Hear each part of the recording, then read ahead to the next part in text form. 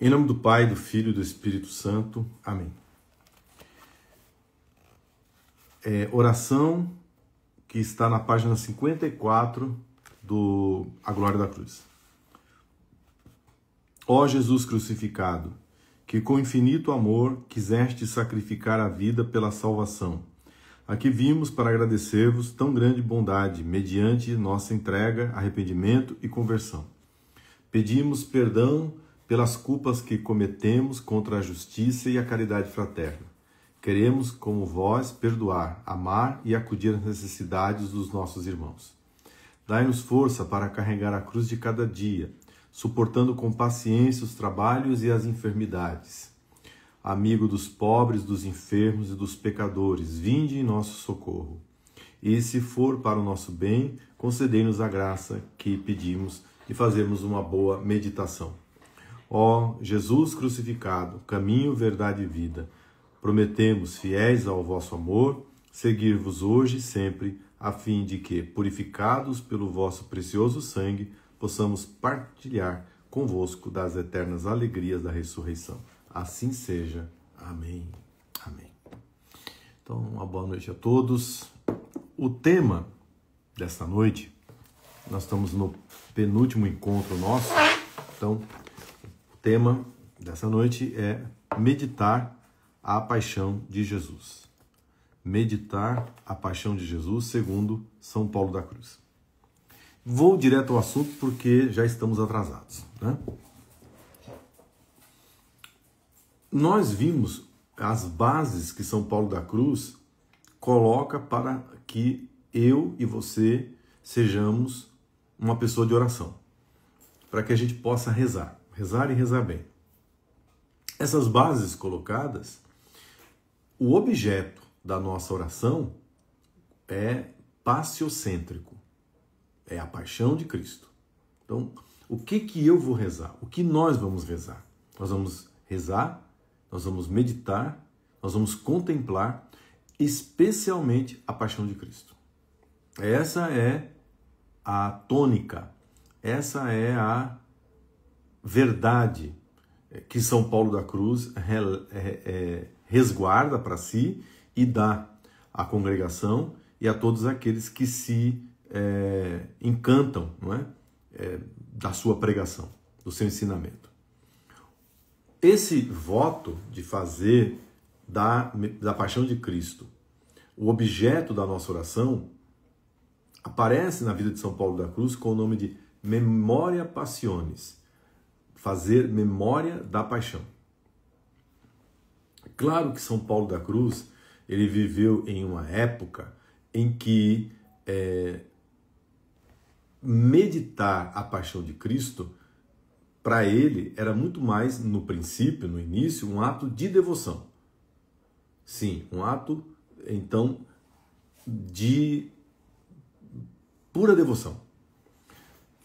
Em outras palavras, São Paulo da Cruz, ele não teve um estudo clássico, ele não teve, até a época da sua ordenação sacerdotal, e quando ele é ordenado padre, junto com o irmão dele, João Batista, a congregação já está pensada como congregação. Claro que ainda serão redigidas correções da regra, etc. Mas isso de fazer memória da paixão já está bem colocado na vida e no carisma dos dois irmãos. Então, esse carisma, ele nasce, fazer memória da paixão, não de uma elucubração intelectual, não de estudos que ele fez, né, sobre a memória passiones em, sei lá, São Tomás de Aquino, outro que trabalha muito a questão da meditação, da oração meditativa, São Bernardo de Claraval, São Boaventura. Não se trata disso. Sabemos que depois, com certeza, ele teve acesso a tudo isso, mesmo porque ele estudou para ser ordenado com padres dominicanos, com frades, portanto, que tinham São Tomás de Aquino e a doutrina tomista como o seu tesouro. Então, com certeza, São Paulo da Cruz tomou contato com isso. Mas a meditação, a oração em São Paulo da Cruz não é tanto uma técnica intelectual, mas muito mais uma prática real. Então, quando ele faz direção espiritual, quando ele escreve carta, quando ele fala na regra para fazer a memória da paixão de Cristo, para fazer da paixão de Cristo, do mistério pascal, o objeto da nossa oração, você não vai encontrar grandes elucubrações filosóficas, teológicas, mas você vai encontrar uma grande profundidade que vem dele mesmo, que vem da alma dele, melhor dizendo, que vem da experiência dele, né? da experiência dele de oração. Muito mais um testemunho que ele dá de como é que tem procedido, como é que ele procede na vida dele a fazer a memória da paixão, meditar, do que propriamente uma teologia sobre o assunto. Por que eu estou dizendo isso? Porque, veja bem, quando você escuta falar de meditação, seja do que for, no nosso caso, meditação da paixão, mas quando você ouve falar de meditação, eu acredito que vem muito forte, nós, nos dias de hoje, algumas práticas orientais. Eu escuto muito pessoas perguntarem aqui, na paróquia, se é pecado, por exemplo, a yoga. Se é pecado a prática da yoga. Por quê? Porque meditação geralmente está ligada a budismo, yoga, hinduísmo, confucionismo, com práticas orientais. E eu acho que poucas pessoas se dão conta que existe toda uma tradição sobre meditação, sobre oração e meditação no cristianismo, inclusive na igreja nascente, na igreja primitiva. Basta pensar que os anacoretas, esses monges que se dirigiam ao deserto para viver em penitência e oração, eles praticavam, tanto no Oriente quanto no Ocidente, a oração de meditação, a oração de contemplação. Agora, veja, biblicamente, inclusive, a gente pode aprofundar isso depois, existe todo uma recomendação e um registro de que esse tipo de oração, a oração de meditação, era praticada tanto no Antigo Testamento quanto no Novo Testamento. Olha, basta pensar, assim, de maneira muito rápida, que Nossa Senhora guardava todas as coisas que ela tinha visto, que ela tinha passado no coração. Ora, guardar no coração aquilo que se viu, aquilo que se testemunhou, guardar no coração que nela foram cumpridas as palavras das profecias do Antigo Testamento, significa que ela rezava esse assunto, que ela meditava esse assunto. Então, apenas para tomar um único exemplo. Mas quantas vezes Nosso Senhor se retirou para a montanha, a sós, em silêncio, e passou noites inteiras em vigília de oração? Ou no deserto, durante 40 dias, em oração, jejum. Então, a prática que você vai encontrar no Oriente, em religiões não cristãs, ela existe no judaísmo e ela existe no cristianismo primitivo.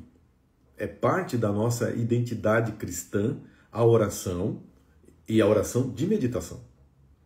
Eu estou dando uma introdução para que você entenda que quando São Paulo da Cruz pratica a oração de meditação, aprofundando a meditação na paixão de Cristo, para gozar da contemplação, do abismar-se em Deus, quantas vezes nós ouvimos isso, ele dizendo isso, né? Ele não está inventando nada.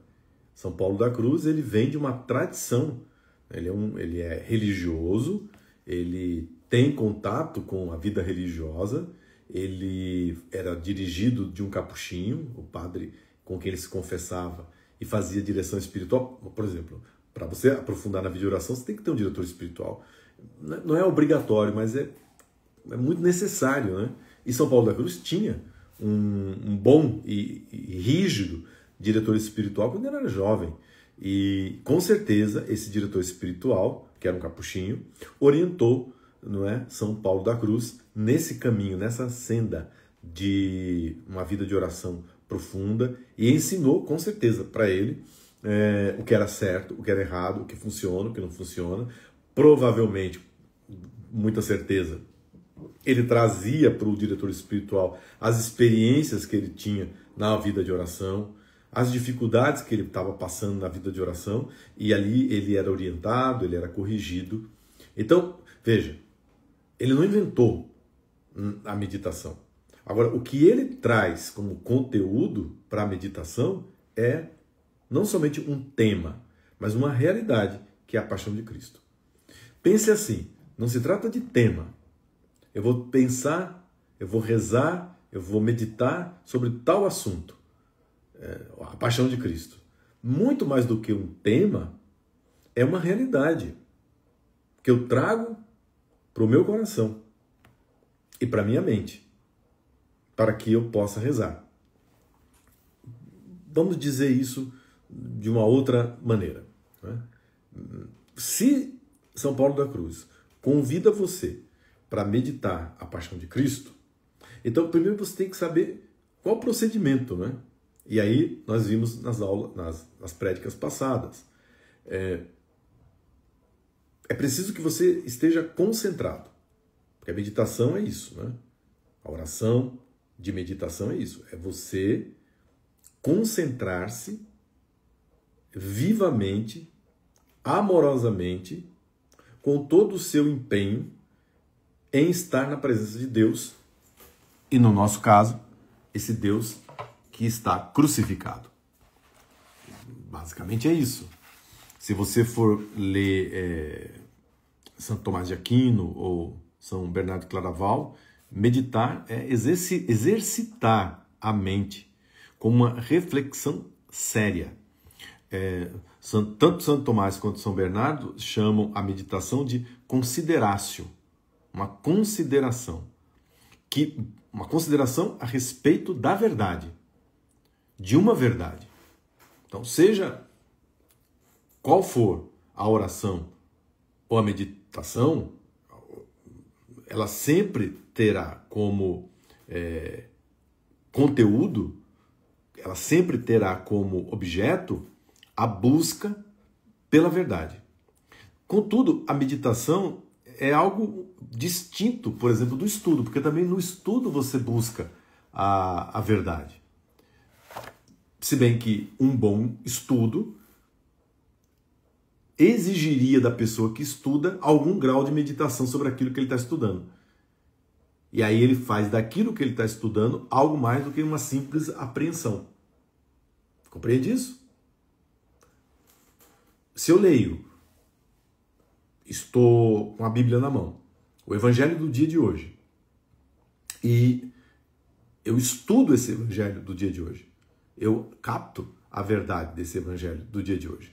Eu posso ter, inclusive, o auxílio de algum apontamento exegético, algum comentário bíblico, alguma nota de rodapé. Então, eu vou enriquecendo, eu vou aprendendo sobre esse objeto, que é o texto bíblico, que é o Evangelho, e eu estou estudando. Mas se eu quiser penetrar ainda mais nesse texto bíblico, ou em qualquer texto, estou falando bíblico aqui, mas isso vale para qualquer texto, é preciso que eu considere aquele texto. É preciso que eu faça daquela verdade, daquilo que eu estou apreendendo, minha verdade.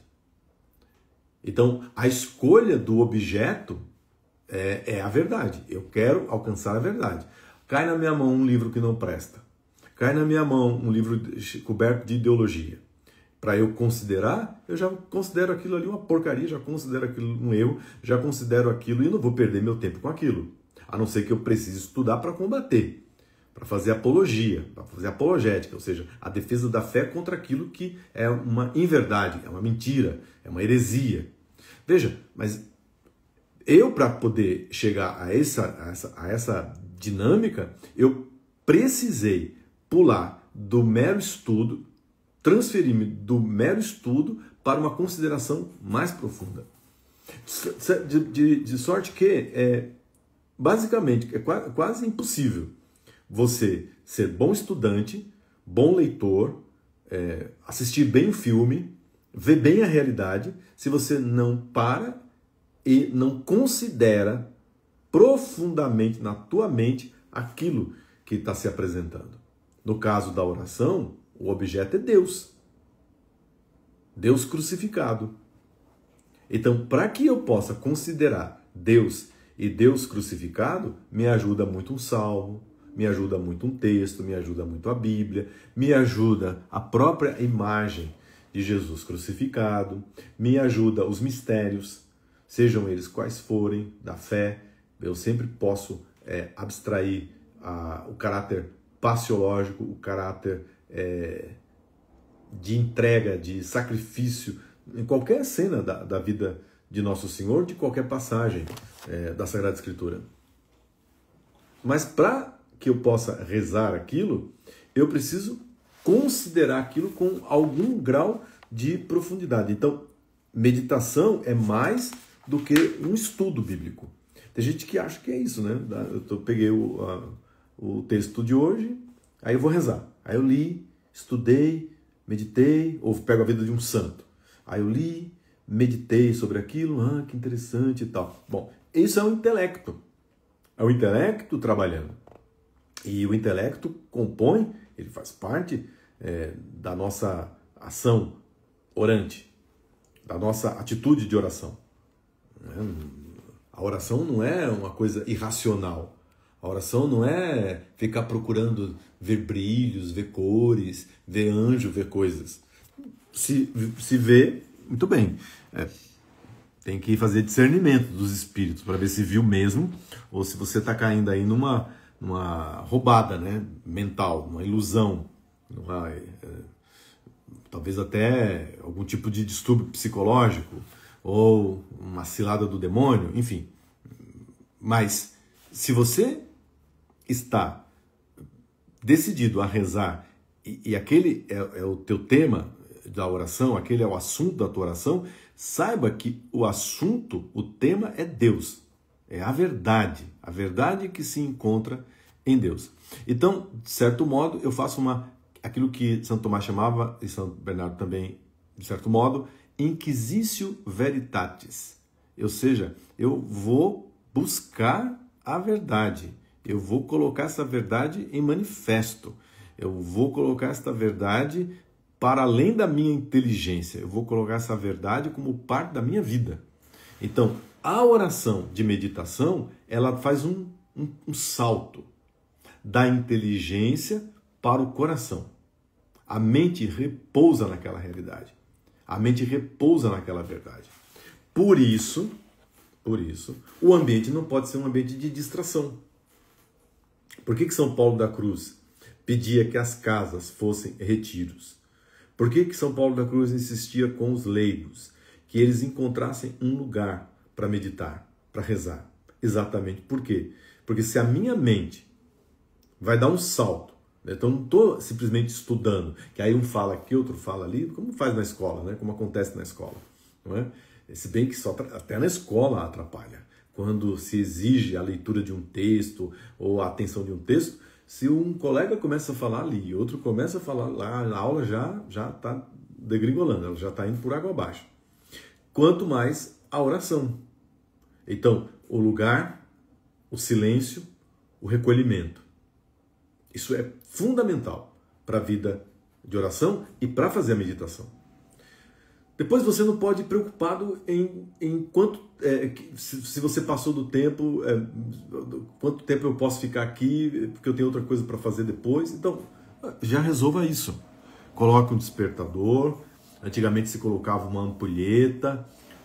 Mais antigamente ainda a pessoa olhava para o sol ou para as estrelas. Demarque o tempo. Eu vou rezar 1/4 de hora. Eu vou rezar meia hora. Eu vou rezar 5 minutos, não sei.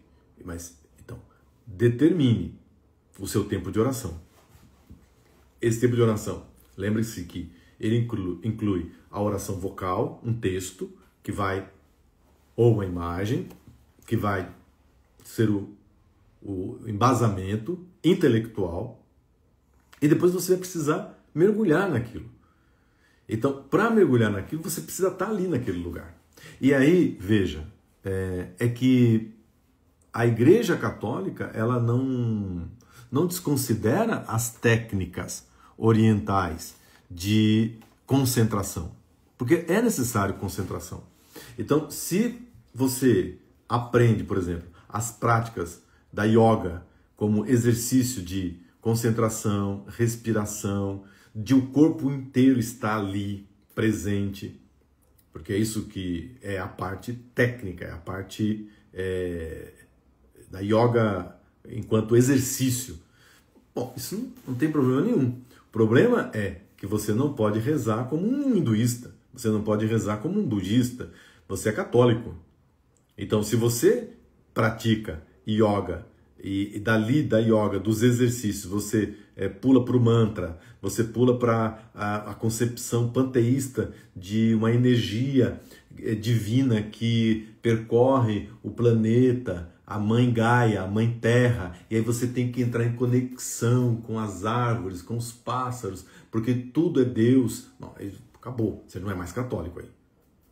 Então você, com todo o respeito que nós temos aos hinduístas, aos budistas, a quem tem a sua religião, aos praticantes da yoga hindu, com todo o respeito que nós temos, mas não é a nossa fé.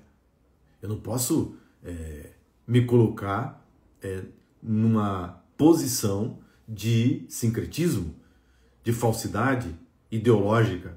Não é a minha fé.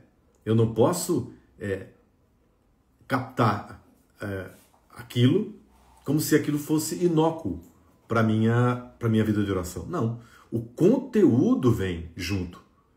Então, o conteúdo da meditação cristã é Jesus, é o Evangelho, é a palavra de Deus, é a divindade, Deus que é Pai, Filho e Espírito Santo. A oração cristã mergulha na Trindade.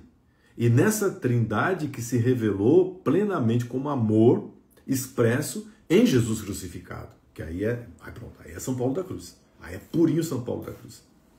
Então, eu posso trazer a técnica. Vou dar um exemplo. Como é que eu posso querer rezar, meditar? Ou seja, uma coisa tão séria como esse inquisitio veritatis, né? Essa busca inquiridora sobre a verdade, essa consideratio, né? Sobre a verdade, se eu estou deitado. Então eu vou, e aí eu me deito, entendeu? E me estico todo, e aí eu vou fazer a minha oração. Não, isso não vai funcionar. Você vai dormir, você vai relaxar seu corpo, mas você... Então, tem que haver uma postura atenta na oração. Então, você vai ter que encontrar a sua postura. Por exemplo, enquanto eu leio a liturgia das horas, ou outro texto qualquer, o próprio texto bíblico, eu tenho ali uma cadeira que eu me escoro nela, uma cadeira que você consegue se deitar meio que ficar deitado meio, sabe? E você fica relaxado para ler o texto. E aí é muito bom para ler texto. Mas uma vez que você começou a rezar, aí já não dá. Você tem que, mesmo naquela cadeira, você tem que tomar uma postura que faça com que o corpo reze. Não é a mente, a alma que reza. Você não é só alma, você não é só mente. Entendeu? O corpo não é um empecilho. Nós não somos maniqueístas, nós não somos... a nossa fé não é uma fé que separa corpo e alma. Entendeu? Então, eu rezo com o meu corpo. Então, o meu corpo tem que dar ali sinal de que eu estou atento, de que eu estou em alerta. Mas, ao mesmo tempo, se eu ficar muito rígido, eu canso logo. Então, eu tenho que encontrar uma posição que, ao mesmo tempo, eu esteja pronto, atento, mais relaxado, para que eu não me canse. Por exemplo, se for meia hora de oração, o cara não aguenta. 5 minutos o joelho já começa a doer, as costas já começam a doer. Então você tem que encontrar uma posição, seja sentado, seja de joelhos, seja acocorado, enfim, você vai encontrar qual é a sua posição. Então, primeiro passo, depois que você encontrou esse lugar, ainda sobre o lugar, né? Não tem na minha casa. eu vi um cara que está preso na cadeia, preso numa penitenciária, e aprendeu com o padre capelão da penitenciária a fazer oração mental, meditação. E aí na cela com ele tem mais uns 5, 6. Então o que ele faz? Ele se senta na cama dele, de frente para a parede, uma parede branca. Tem coisas sempre nas cadeias, né, que o pessoal cola, né? Mas onde ele faz a meditação não tem nada, parede branca. Ele se senta de frente para a parede branca. Ali todo mundo respeita, porque é um horário ou de manhã cedinho, que está mais silêncio, ou mais à noitinha. E ali, então, olhando para aquela parede branca, fecha os olhos e aí mergulha na oração. Entendeu? Então, você vê que há uma técnica aí, né? Se eu não disponho o lugar, então, tem que ter um lugar... Não, o cara está na cela, o cara está preso, ele está fazendo oração mental. E você está aí na sua casa, que tem banheiro, que tem área de serviço, que tem quintal lá fora, que tem, sei lá, tantos lugares, e não tem. E aí vem com essa história de que não reza porque não tem um lugar para ficar em silêncio. Então, o horário, a posição, o recolhimento depende de uma prática sua. Depende de você ir atrás, de você buscar, de você criar, né, esse ambiente. Mas lembra que foi isso que São Paulo da Cruz pediu, que as casas onde a congregação fosse fundada desse essas condições de recolhimento, de silêncio, na capela, espaço, no coro, né, da capela, espaço, a cela, que era onde o padre vive. O padre, nas ordens religiosas, o quarto do padre ou do irmão se chama cela. Olha o nome, cela, entendeu? Na cela tem que haver condições para a pessoa poder fazer a sua oração mental. E isso é importante. Então, depois que eu encontrei esse lugar, esse espaço, e eu já marquei o tempo, 15 minutos, eu ponho no celular, é tão simples isso, né, de marcar o tempo. Para quê? Para que não fique tocando celular, para que não fique tendo que sair para fazer... lembrei, no meio da oração mental, no meio da meditação, meu Deus do céu, esqueci tal coisa. Aí eu vou lá fazer aquilo. Agora eu voltei. Não, aí você não faz. Você tem que ter um ordenamento, você tem que ter uma disciplina. Essa palavra, disciplina, era muito exigida, era muito batida por São Paulo da Cruz. Né? Sem disciplina, não tem como. Você tem que ter disciplina de se retirar, de silenciar, de ter o tema, ter o tempo, organizar o seu espaço para que você possa rezar, para que você possa meditar. Depois que você encontrou, então é preciso agora que a mente, o corpo, se conectem. Normalmente nós não estamos conectados. Nós estamos constantemente dispersos. E é por isso que as pessoas, já no começo da oração, deixam de rezar. Então, só um detalhe. Eu não estou falando de rezar o terço. Vocês perceberam? Eu não estou falando de rezar o rosário. Eu não estou falando de rezar as orações escritas e tal. Eu estou falando de um outro estágio. Depois que você fez as suas orações, então agora você vai buscar contemplar a verdade. Você vai colocar-se na presença da verdade, na presença de Deus. Então é preciso que você esteja ali. Se você não estiver lá, se você não estiver presente aquele momento de oração, ter perdido.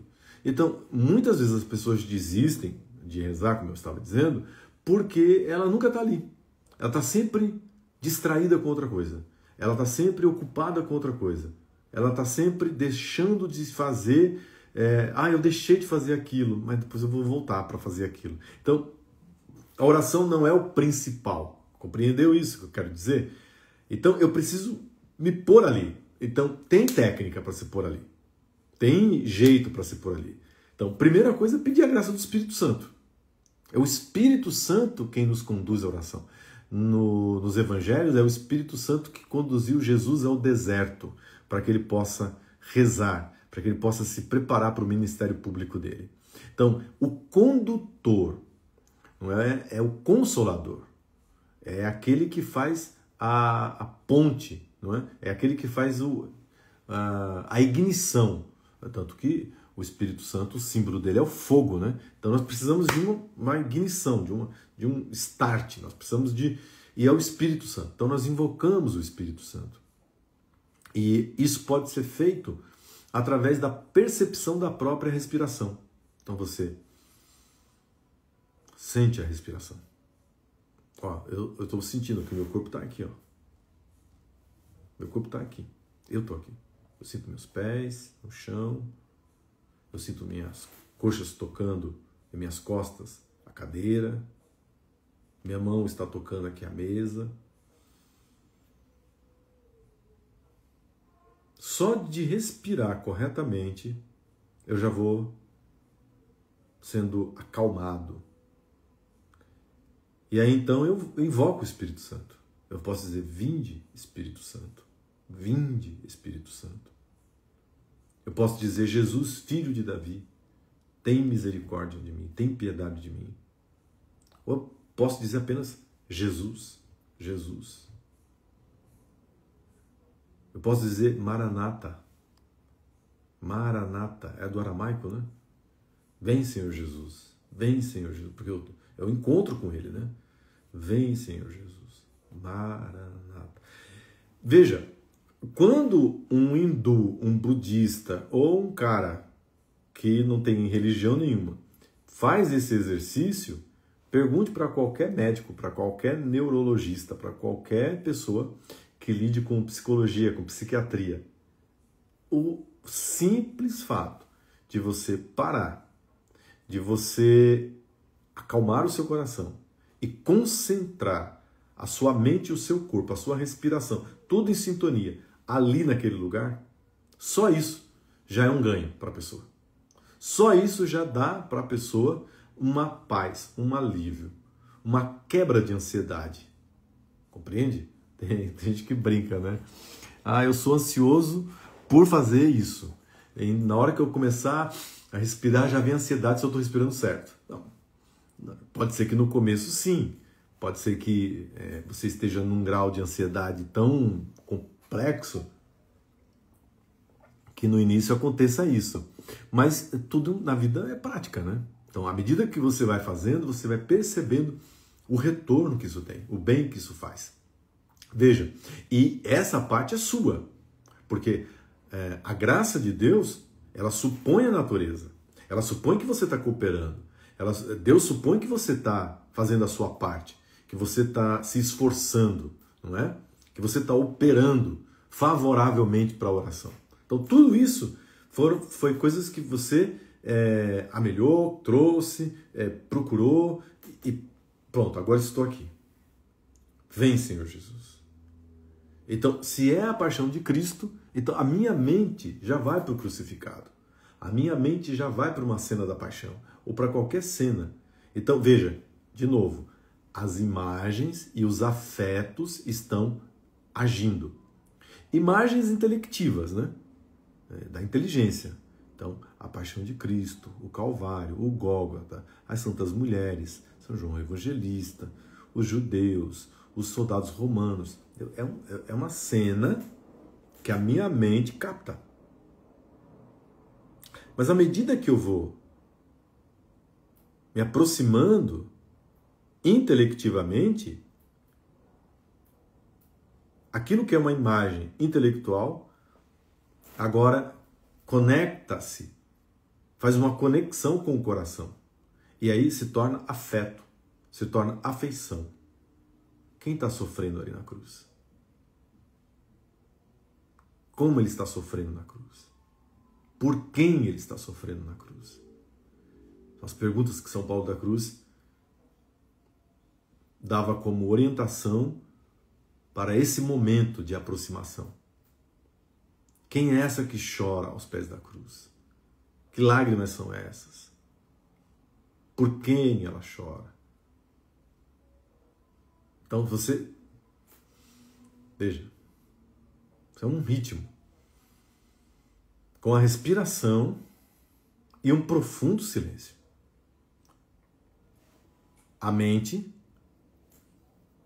vai cada vez mais deixando de ser a propulsora, a instigadora, a que vai guiando, não é? Então, cada vez mais a oração vai deixando de ser apenas uma intelecção, uma imagem da inteligência, um pensamento da inteligência, e cada vez mais a afeição, o amor. Eu falo afeto é o amor. O amor vai tomando lugar. Ora, imagina a cura, o poder de cura que isso tem. O poder de tranquilização, de mergulho naquela verdade. Então, a verdade deixou de ser apenas uma ideia intelectiva, um conceito, um juízo, um raciocínio, e agora a ideia, o raciocínio, o conceito passou a fazer parte da minha vida. Eu creio, eu espero, eu amo. Veja que as virtudes teologais, elas começam a entrar em ação. Por exemplo, eu estou aos pés da cruz. E aos pés da cruz de Cristo tem lá um pobre. E é esse pobre que está martirizando a minha mente, que está me corroendo de dor, de problema. E aí, de repente, não mais que de repente, estou eu lá, unido à dor daquela pessoa. Unido como Jesus crucificado está unido a ela. Então, eu só estou transferindo aqui. Era Maria Santíssima, era São João, eram as Santas Mulheres, e agora, de repente, é um filho. E agora é um pai. Mas veja que, no princípio, é a intelecção. No princípio é a ideia. No princípio é o conceito. No princípio são imagens. Mas que vão sendo tocadas pelos afetos. Vão sendo tocadas pelo amor. Isso eu faço uma vez, 2 vezes, 3 vezes. À medida que eu vou mergulhando nesse entendimento, pode ser que no começo seja muito difícil para algumas pessoas. E para outras pessoas seja um maravilhamento. Seja, tipo assim, era isso que eu precisava. Era disso que eu precisava. Então, rezo, mas, sabe? Minha alma tem sede. Minha alma tem sede de Deus. Minha alma tem sede de estar na presença de Deus. Minha alma tem sede de conhecer Deus. De ter intimidade com Deus. De saber quem é Deus. De ter um contato filial, de filho com Ele. De filho com ela, com a Virgem Santíssima. De amigo dos anjos e dos santos. Veja, é a meditação que faz isso. Eu posso rezar 300 rosários, eu posso, 1000 Ave Maria, a liturgia das horas de ponta a ponta, todas as horas canônicas, e no final do dia não ter feito uma oração profunda.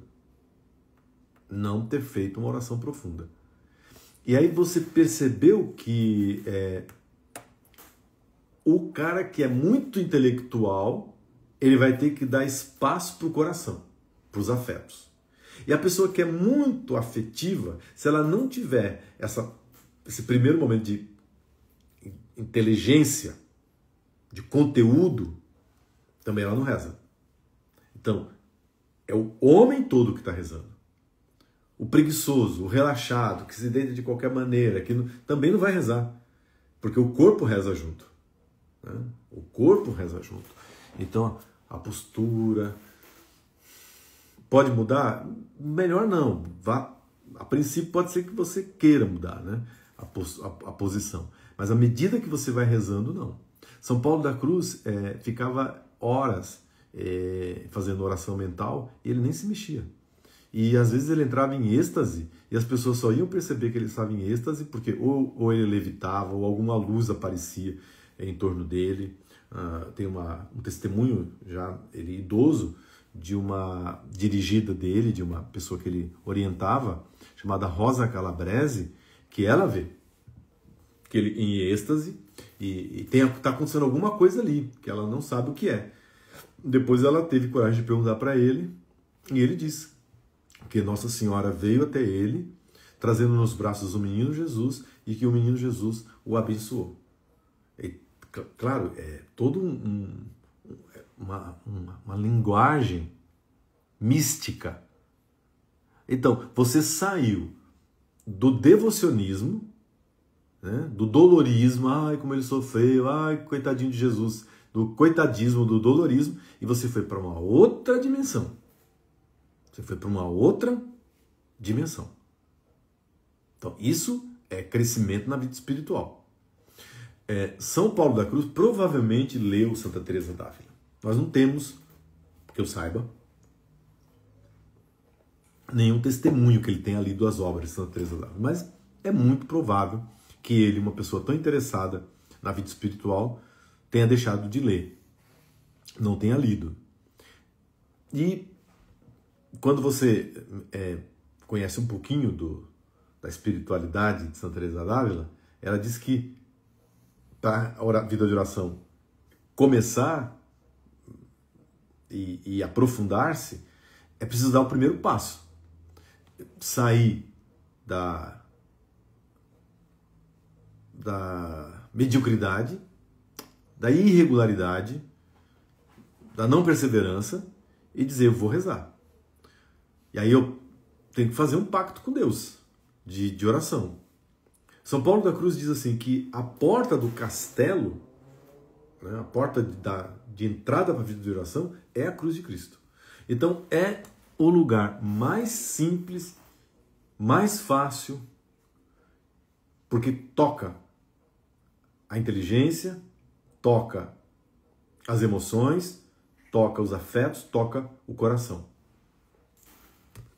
Aqui a inteligência, a sabedoria da cruz. Né? Imagina pensar em Filipenses, pensar na carta aos Hebreus, enfim, o Evangelho de São João, a paixão segundo o Evangelho de São João, ou segundo cada um dos evangelistas. Então aqui na cruz há uma sabedoria da cruz. Então quando eu rezo, eu mergulho eu quero conhecer essa verdade. Que sabedoria é essa? Né? Que amor é esse? E aí eu só posso saber, saber vem de sabor, saboreando, não é?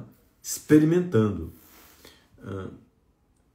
E aí sim eu posso ensinar para outras pessoas. Por que tem gente que não convence a gente? Porque você vê que não é da experiência da pessoa. Ela está falando de coisa que ela leu, ela está falando de coisa que ela estudou, né? Ela não está falando de coisa que ela está vivendo, que ela viveu. Então imagina o poder que isso tem para o padre na hora da pregação do Evangelho. Ele meditou, ele rezou aquela cena que ele está apresentando. É outra coisa, entendeu? Aí você vê lá o Frei Gilson, né? O Freizinho. Ele vai lá rezando o rosário, porque é a oração do povo, é a oração do simples, ele é povo, ele é simples. Mas aqui ali ele para e aí ele faz uma pequena meditação. Ele, ao invés de fazer a meditação mental, a oração mental, ele sai da intelecção, ele sai da ideação, do afeto, e vai para a intelecção. Ele fala, ele conta, ele diz. E aí, pelo que ele está dizendo, você está vendo que ele está rezando, que ele não parou de rezar.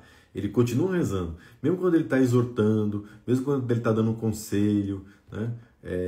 Hoje foi aquele Bola e o Carioca, né? Rezar com o Frei.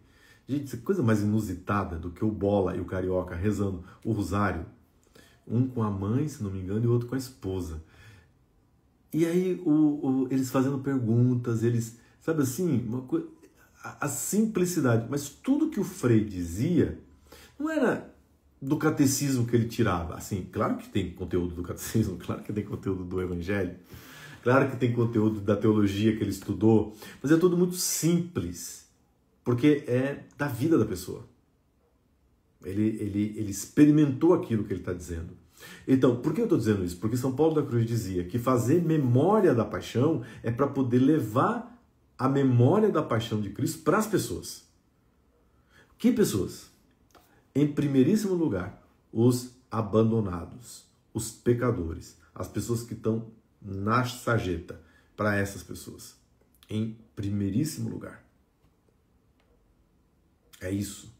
O fruto da minha meditação, o fruto da minha oração, ele se transforma depois em conteúdo para que eu possa trazer homens e mulheres para Jesus. E não há maior poder de persuasão do que a paixão de Cristo, do que Jesus crucificado. A expressão do amor. O que eu vou dizer para alguém que está no fundo do poço, que está no pecado, está numa vida toda errada? Se não, olha, amigo, tem jeito. Tá? Tem jeito aqui, ó. Aqui. Tem jeito. Olha quanto ele te amou. Olha aqui, o tamanho desse amor. Agora, para falar desse amor, eu tenho que ter experimentado esse amor. Por isso que é um absurdo, não é? Um filho de São Paulo da Cruz que não reza. Mas é assim, tipo, não existe isso. E não é qualquer oração. É oração de meditação, é oração mental. É ter horas durante o dia em que você se retira, em que você fica em silêncio, ou para estudar ou para rezar, mas a meditação filosófica, a meditação contemplativa, sobrenatural, ela tem que fazer parte da vida de um filho de São Paulo da Cruz. A confraria da paixão, os leigos, né? Como é que vai para a rua encontrar com o irmão de rua, né? Cheio de dor, de sofrimento, todo chagado, a própria imagem de um crucificado, de um daqueles ladrões que foram crucificados com Jesus, bêbado, com ferida, com alguns suporando, outros com adicção de todo tipo de coisa que você possa imaginar. Como é que eu digo para essa pessoa alguma palavra? E outro detalhe, né? Sem que aqueles demônios todos, que aquilo ali, o demônio toma conta, né? Na rua, gente matando, a gente vendendo, todo tipo de desgraça, aquilo ali é dominado, né? Pelas falanges diabólicas, né? Como é que eu entro ali sem me contaminar? Como é que eu sou amigo daquelas pessoas sem voltar para casa com um capeta aqui, outro aqui, todo carregado, só se a pessoa for uma pessoa de oração, não é? Leio o que São Paulo da Cruz. Ele diz assim, que quando você ensina as pessoas a fazer memória do amor de Jesus manifestado na paixão, essas pessoas para quem você ensina a meditar a paixão, ou para quem você apresenta Jesus crucificado, veja, fruto de uma experiência sua, de intimidade sua com ele na oração. Ele diz, São Paulo da Cruz diz assim, se converterão a Deus os pecadores mais obstinados e se inflamarão seus corações do santo amor. Os pecadores mais obstinados, ele dizia. E isso foi na vida dele. Ele fez isso muitas vezes. Entendeu? Bandido, gente que não se perdoava, cidades inteiras que viviam debaixo de guerra. São Paulo da Cruz chegava com as missões populares. Ele pregava o amor de Jesus crucificado e as pessoas mudavam de vida. As pessoas diziam, não, isso aqui não dá para continuar desse jeito. O bandido falava, isso aqui não é vida para mim não. Deus me deu, foi muito livramento. Então, veja, São Paulo da Cruz apresentava Jesus crucificado, né? Pregava, anunciava Jesus crucificado e depois ensinava o pecador a ele procurar Jesus crucificado, a ele ter vida de oração, a ele fazer a experiência também, para que ele não volte à vida desgraçada que ele levava, à vida de escravidão que ele levava. Por fim, São Paulo da Cruz escreve assim em 1750, rezai, pedi ao Altíssimo que dilate a nossa pobre congregação, que a abasteça de homens santos. E aí eu digo a Confraria da Paixão e todos aqueles que querem rezar com São Paulo da Cruz. Que abasteça de homens santos que, como trombetas animadas pelo Espírito Santo, apregoem quanto fez e sofreu Jesus por amor aos homens, pois que a maior parte vive completamente esquecida dele. Interessante isso, né? Lindo. Porque, de fato, o que é uma pessoa que está diante de Jesus crucificado, depois que ele sai da oração mental? Ele é um arauto do Evangelho, ele é um proclamador do Evangelho, ele é uma trombeta. São Paulo da Cruz usa essa imagem, né? Uma trombeta animada pelo Espírito Santo, já que o Espírito Santo é sopro, né? A imagem de uma trombeta que acorda, né? Que prega, que anuncia para os homens, para as mulheres do mundo de hoje, dos dias de hoje, que há um Deus maravilhoso que morreu por elas e que esse Deus está vivo e vive por elas. E que ela, se ela está naquela situação de pecado, de desgraça, é porque ela se esqueceu. Ou ela nunca soube que há um Deus maravilhoso assim. Finalizo com o exemplo do Beato Domingos da Mãe de Deus. Eu não tenho assim nenhuma fotografia, o que eu tenho é dentro de um livro, um pequeno retratinho dele aqui, ó. Não sei se vai dar para vocês verem. Esse é o Beato Domingos da Mãe de Deus. Beato Domingos da Mãe de Deus nasceu no dia 22 de junho de 1792, em Viterbo, na Itália, perto de Viterbo. E com 22 anos ele entrou para a congregação passionista. Mas o que me chama a atenção disso tudo que eu falei da meditação da Paixão de Cristo é que quando ele entra, ele é um camponês, um homem do campo, tipo Beato Isidoro de Lourdes, só que jovem.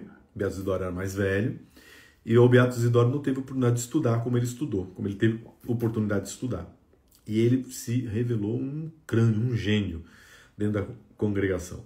Aliás, foi ele que fundou o convento de Eri, na Bélgica, onde entrou o Beato Isidoro de Lourdes anos depois.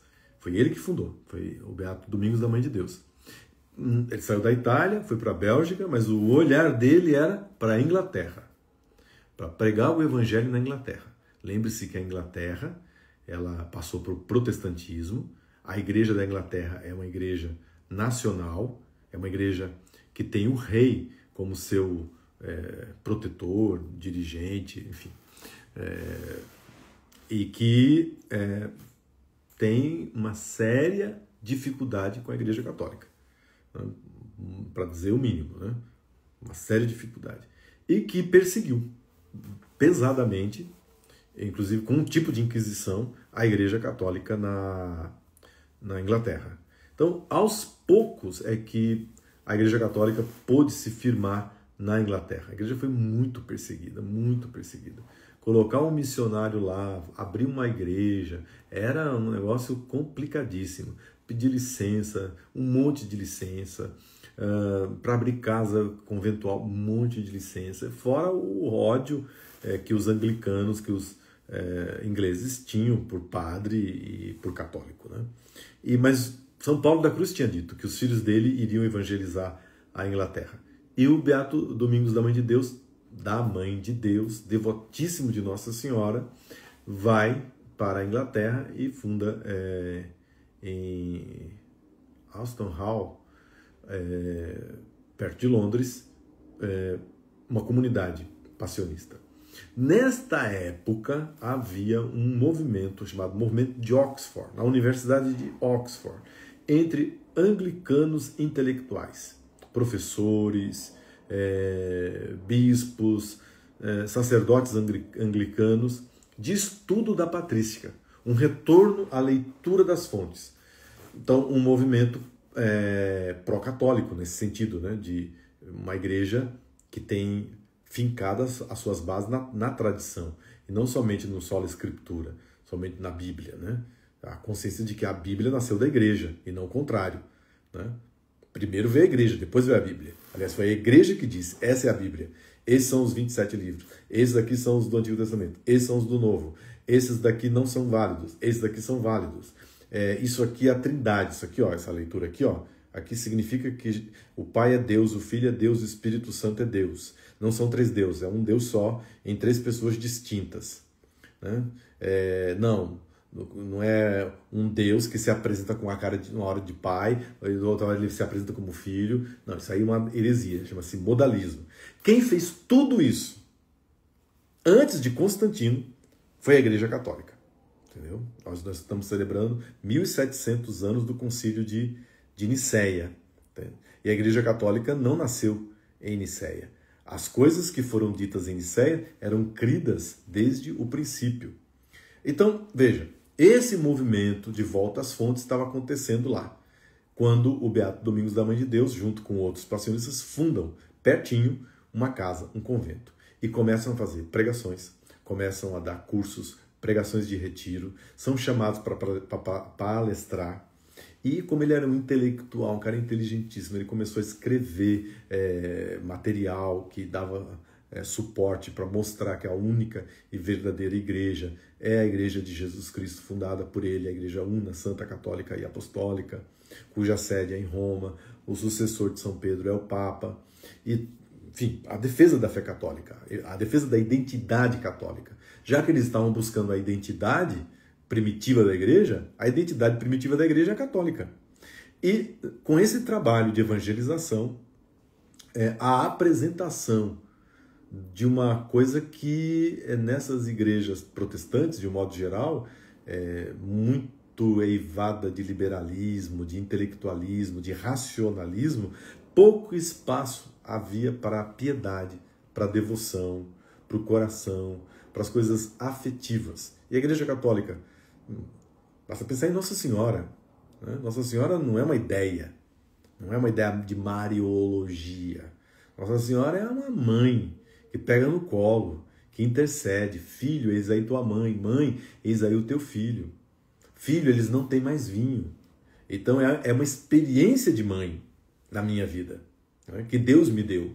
Então tudo isso a Igreja da Inglaterra não valorizava, não tinha, né? E aí os passionistas chegam apresentando a expressão máxima desse amor, dessa experiência do amor de Deus, que é Jesus crucificado. Bom, resultado, mais de 70 intelectuais da Universidade de Oxford se convertem à Igreja Católica. Entre eles, um santo, São João Newman, John Henry Newman. É um intelectual gigante. Ele era pastor anglicano, professor da Universidade de Oxford, era um gênio, reconhecido por todos, e ele se converte à fé católica. Eu tenho aqui alguns livros dele, alguns textos dele, mas vale a pena ler as cartas que ele trocou com o Duque de Norfolk.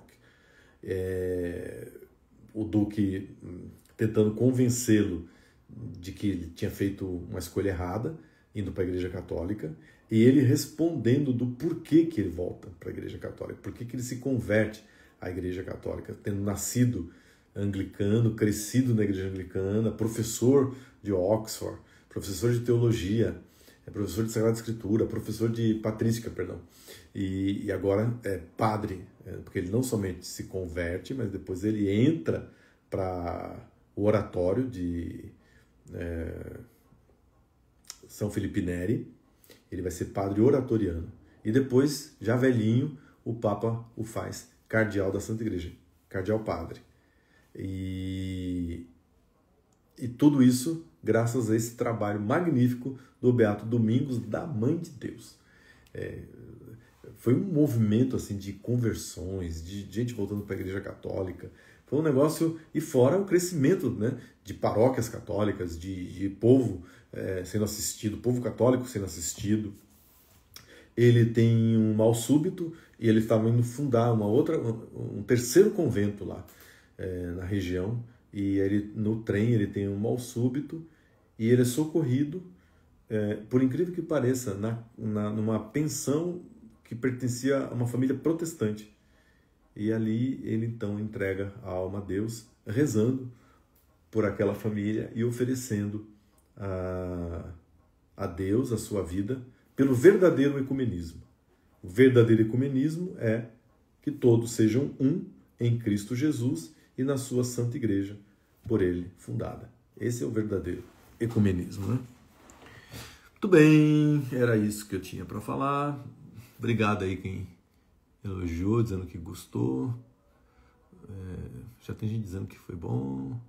Boa noite, Deus abençoe. Santa Teresa d'Ávila, diante de Jesus crucificado, pergunta: quem foi que te colocou aí, Jesus? Ele respondeu: foi você, Teresa, com suas conversas no locutório. Foi uma verdadeira conversão para ela, e foi.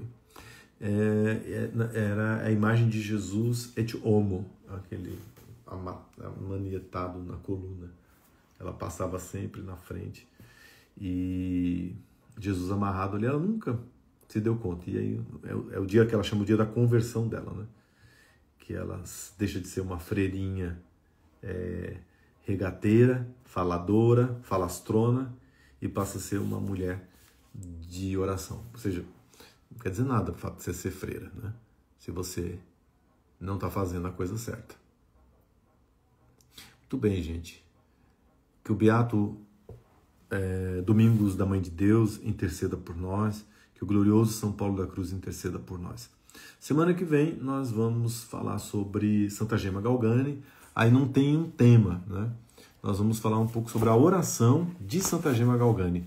É como filha legítima de São Paulo da Cruz, que ela era, a oração de Santa Gema Galgani, a meditação, a contemplação, ia num crescendo tão profundo, ia num mergulho no abismo tão abissal, que ela passa a se identificar com Jesus crucificado.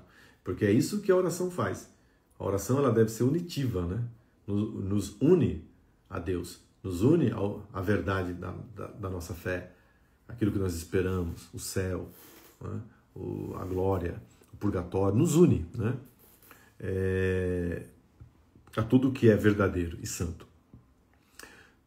Que ela passa a receber nela as chagas, né? Ela é uma das santas que recebeu os estigmas.